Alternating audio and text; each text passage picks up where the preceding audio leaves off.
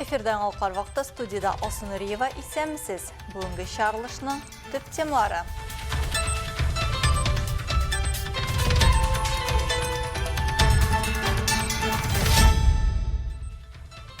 Бірінші лига. Қалабызда муниципаль структураларда эшләү үшін еш білгіш һәм җитәкчеләр әзерлейләр. Меня переполняет эмоция от того, что ты здесь можешь быть самим собой, ты можешь быть открытым, ты можешь показать людям самого себя.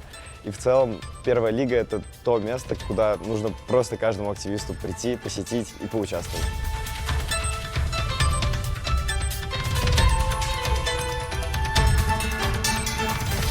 Педагогик ұсталық бәйгісі. Ознақайда мәктепке яшьтәге балаларны укытучылар ярышты. Салат күпре радиосы алып барабыз. Әлбәттә инде безнең Салат күпре театр студиясы эшләп килә. Бу әлбәттә балаларга татар телен, туган телебезне өйрәтүгә зур этәргеч.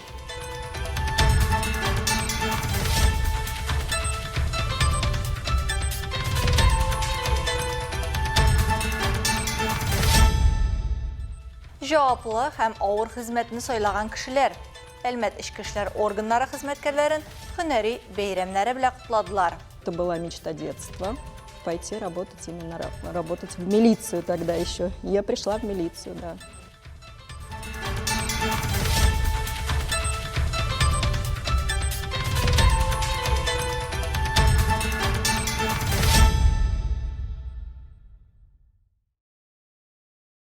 Әлмәттә беренче лига Әлмәт дип исемләнгән проект гамәлгә куелды.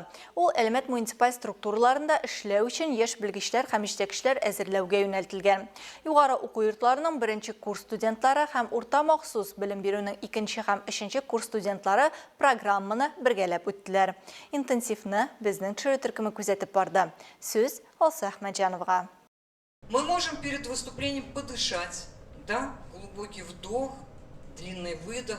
Үз-үзеңне тәкъдим итү, стресс белән идарә итү, үзеңне күрсәтү өчен 4 ел темаларына дискуссия, җитәкче тозаклары турында лекция, шәхси бренд, сәхнәдә үзеңне ничек тотарга һәм үз уйларыңны оештырырга, интенсив тренинг сессиясе. Беренче лига программасына балаларга үсеш алырга гына түгел, үз максатларына ышанычлы хәрәкәт итәргә ярдәм итәчәк эш кораллары кергән. Оештыручылар тәкъдим иткән активлыкка тәргеш яшьләрне яңа казанышларга һәм үз-үзләрен камилләштерүгә рухландыралар. Моннан тыш алар монда фикердәшләр табалар, аралашу даирәләрен киңәйтәләр, дип таный Регина Шаймарданова. Ул да үз вакытында бу мәктәпне үткән булган. Для городов первая лига, наверное, является кадровым резервом. Шәһәрләр өчен беренче лига шәһәр хакимияте уку йортлары өчен дә, студентлар лигасының җирле бүлеге өчен дә кадрлар резервы булып тора. Активист егетләр һәм кызлар программаны тәмамлаганнан соң студентлар лигасына киләләр, активист булалар һәм җирле бүлектә кайбер җитәкче урыннарында эш алып бара башлыйлар. Должности в местном отделении. Беренче лига Әлмәт проекты бүген Әлмәт студентларын бер бинада җыйды. Беренче, икенче, өченче курс егетләре һәм кызлары бүген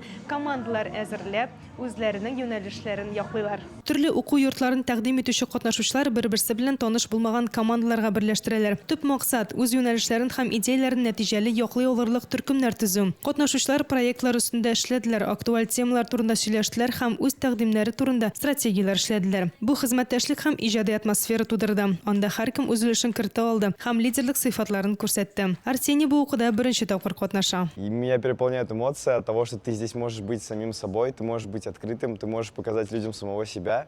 И в целом первая лига — это то место, куда нужно просто каждому активисту прийти, посетить и поучаствовать. Монда бер тапкыр килгән актив студент икенчегә дә килә ди оештыручылар. Карина бу мәктәпне инде икенче тапкыр уза. Ул монда булганнан соң һәркемдә үсеш һәм яхшырак булу теләге барлыкка килүен таный. Я бы на самом деле тоже сама очень хотела бы поучаствовать в качестве, допустим, тим-лидера.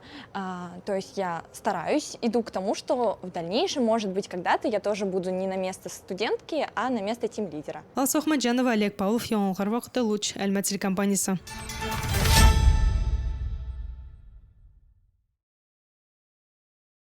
Азнакай җирлегендә мәктәпкә яшьтәге кечкенәләрне туган тел белән таныштыручы оста педагоглар катнашында муниципаль бәйге үтте. Аның максаты татар теле тәрбиячеләренең җәмгыятьтәге абруен күтәрү, аларның һөнәри осталык үрнәкләрен, эш тәҗрибәләрен тарату. Шәһәрнең 9-нчы Салават күпере балалар бакчасы базасында узган чара хакында тулырак мәгълүмат Илмира Шәрифуллинада.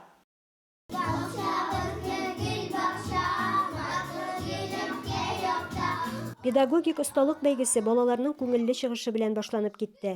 Биредә шәһәрнең төрле балалар бакчаларында эшләүче 9 тәрбияче үзләренең һөнәри осталыкларын, балалар күңеленә туган телгә мәхәббәт орлыгы салу сәләтен күрсәтте, яңа эш алымнарын тәкъдим итте. Мен инде үземнең эшләрем шырмалап килдем. Татар теленә өйрәтергә, Татарстанны күрсәтергә, азнакайны күрсәтергә балаларга уеннар аша. Безнең балалар бакчасында Зирәк бала исемле мультстудия эшләп килә. Без анда балалар белән туган телебездә мультфильмнар төшерәбез. Без аларны төрле техника буенча эшлибез. Пластилин, предметлы анимация, силуэт анимациясы. Бәйге һәр елдагыча 9-нчы балалар бакчасында узды. Биредә балаларга туган телне өйрәтүгә зур әһәмият бирелә. Biz балалар белән мастер-класс үткәрәбез, татар бизәкләре белән сөлге бизибез. Балаларга менә шундый матур сөлгеләр ясарга өйрәтәбез, татар бизәкләренә өйрәтәбез. Салават күпре бакчасы, Салават күпре радиосы алып барабыз. Әлбәттә инде безнең Салават күпре театр студиясы эшләп килә. Бу әлбәттә балаларга татар телен, туган телебезне өйрәтүгә зур этәргеч. 2024 елда без балаларга 2 дәүләт телен өйрәтү билингвал күләмендә бәйгедә җиңү яуладык, грант алдык һәм республика күләмендә 5-нче урында булдык. Бәйге 2 өлештән торды. Беренче өлештә конкурсантлар үз презентация тәкъдим иттеләр. Икенче өлеш осталык дәресенә багышланды. Барлык чыгышларны караганнан соң жюри бәйгенең җиңүчесен билгеләде. Беренче урында Айсылу балалар бакчасыннан Ләйсән Бәдретдинова, икенче урынны Гнездышко балалар бакчасыннан Айгөл Мөхәммәтханова һәм Улыбка балалар бакчасыннан Ләйсән Хәбибуллина бүлеште.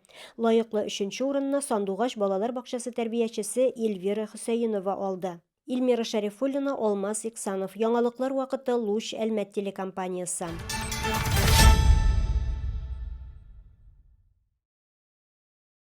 10 ноябрьдә Россия Эчке эшләр хезмәткәрләре көне билгеләп үтелә. Бу көн хезмәтнең әһәмиятен, илдәге иминлек һәм хокук тәртибен тәэмин итү эшенә тугрылык искәрмәсе.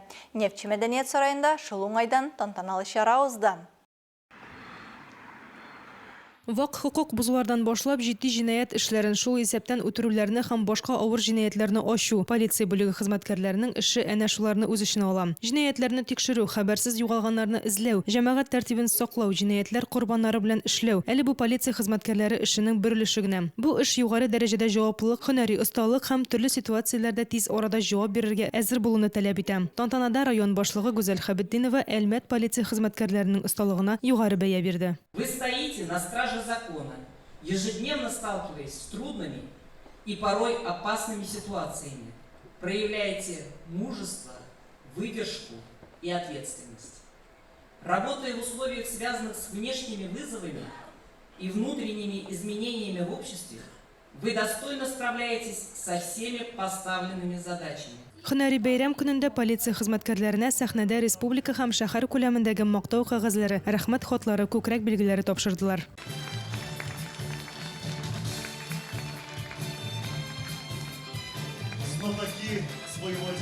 Эчке эшләр хезмәте майоры Гөлнара Хантимирова үз һөнәренең балачак хыялы булуын таный. Кайчандыр ул закон һәм тәртип саклаучы геройлар турында кинолар карап илһамланган булса, бүген инде 20 елдан артык тәҗрибәсе булган майор. Это была мечта детства. Пойти работать, именно работать в милицию тогда еще. Я пришла в милицию, да.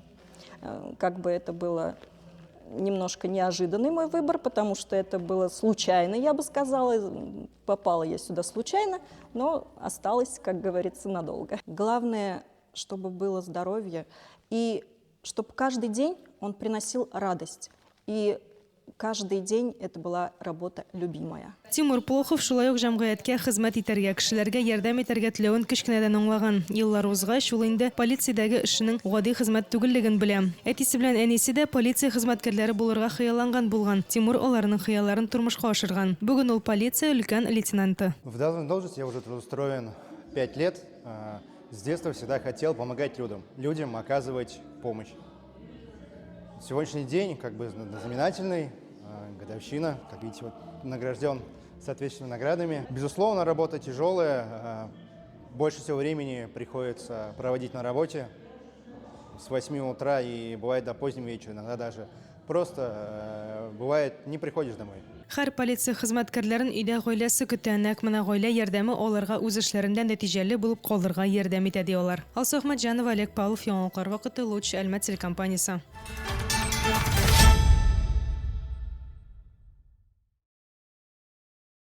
Габдрахман халкы исә авыл мәдәният йортының 75 еллыгын билгеләп узды. Узган гасырның 50 елларында нигез салынган бу мәдәният учреждениесе шул дәвр эчендә шактый юл узган һәм һәр вакытта халкыбызның мәдәни мирасын саклап, буыннан буынга тапшыруны җиренә җиткереп башкарган.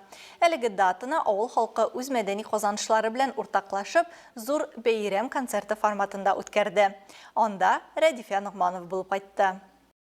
Габдрахман авылы мәдәни йортының рәсми тарихы 50 елларга барып тоташа. Ул вакыттан башлап инде биредә 100ләрдән артык концерт тамаша, театр күренешләре һәм әлбәттә инде төрле җыелышлар һәм пропаганда рухындагы очрашулар уздырылып килгән. Бүген биредә 130лап үзешчән үзен иҗатта үстерә.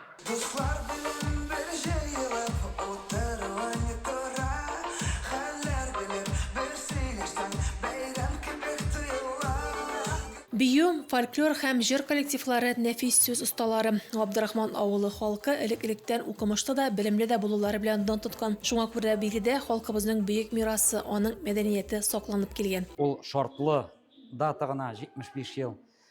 Безнең инде Габдрахман авылының культура, мәдәният эшчәнлеге тирәнрәк башлана, аның тууы алданрак.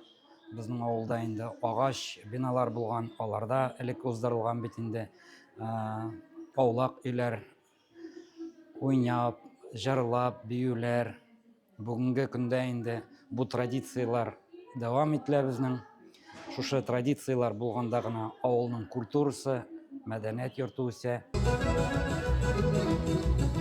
Авыл халкының җыр-моңга мәхәббәтен якташлары да куәтләп кенә тора. Тахаваддиновлар һәм Җәләевләр гаиләләре мәдәният йортын төзекләндереп кенә калмый. Кирәкле музыка ойын кораллары, милли костюмнар белән дә тәэмин итә. Төрле бәйгеләрдә катнашып та үссеннәр өчен юл чыгымнарын күтәрә. Бу юлы да озак еллар биредә эшләп, авыл мәдәниятен күтәрүгә зур эшләр башкарган җитәкчеләр, белгечләрдән тыш актив авыл үзешчәннәренә дә бүләкләр әзерләгәннәр иде. Алдынгыларны шулай ук район башкарма комитеты, мәдәният идарәсе рәхмәт хатлары белән дә бүләкләделәр. Араларында үзешчән композитор, автор башкаручы Розалия Галләмова да. Кишәләр үткәрдек.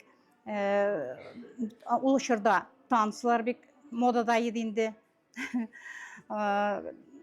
Дискотека кебек ясыйдыр инде. Баян белән әлбәттә бернинди магнитофоннар чыга башлады. Яузы дигән магнитофон бар иде.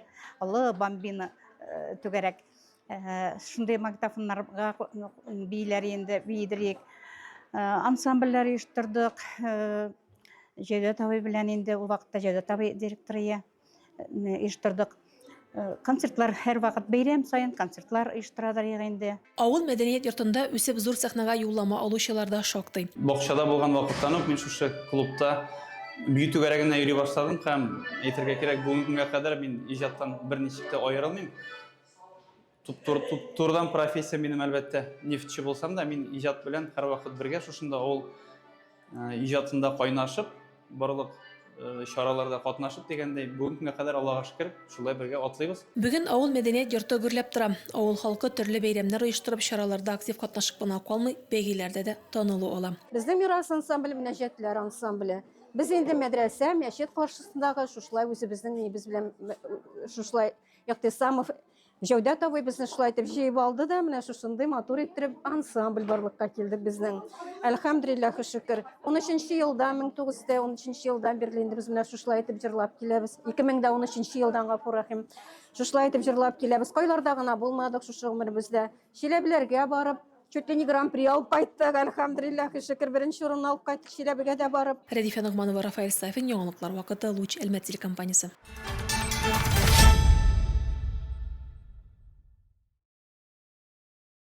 Әлеге ярышларда туп һәм ракеткалар тавышы гына түгел, төрле телләрдә сүзләр дә яңгырады. Узган елларда өстәл теннисы буенча балалар спорт мәктәбендә ачык турнир узды. Халыклар бердәмлеге көненә багышланган спорт вакыйгасы 20дән артык төрле халык вәкилләрен җыйды. Бу хакта тулырак алдагы минутларда. Үстәлләр артында 20-дән артык төрле милләт вәкилләре – Азербайҗан, әрмән, үзбек, татар, рус, мордва һәм башкалары очрашты. Чараның идеясе – яраткан спорт төре ярдәмендә төрле милләтләрне таныштыру һәм берләштерү. Мы подобные встречи и соревнования проводим очень часто. По практике скажу то, что молодежь вовлекать через спорт, именно проявлять уважение друг к другу через спорт – это самый лучший вариант.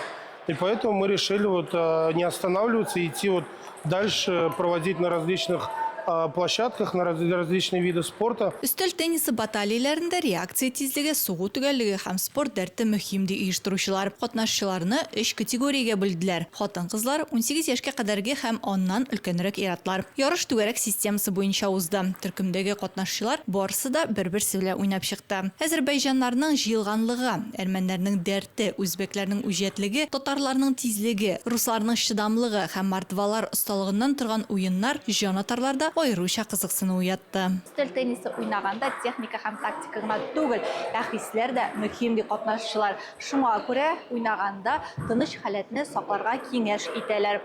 Әлеге уенда җиңүгә ирешү өчен аек акыл һәм әлеге уенга чын мәхәббәт кирәк ди алар. Халыклар арасындагы чын дуслык нәкъ менә шундый очрашулардан башлана дип саный Алмаз Мөбәрәкшин. Егет тумышы белән Мамадыштан, бүген Әлмәт физик культура көллиятендә укый. 8 ел элек бу динамик спорт төре белән аны классташы таныштыра. Шул вакыттан бирле егет төрле үрләр яулый. Уен барышында сабырлык мөһим ди. Тенниста үземлек кирәк, соперникны уеннарның корга кирәк, соперникны просматривать.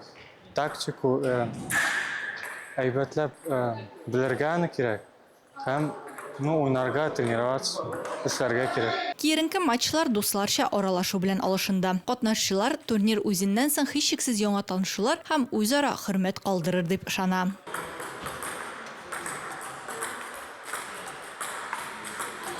Чара ахырында үз категорияләрендә иң яхшыларны бүләкләр белән билгеләп үттеләр.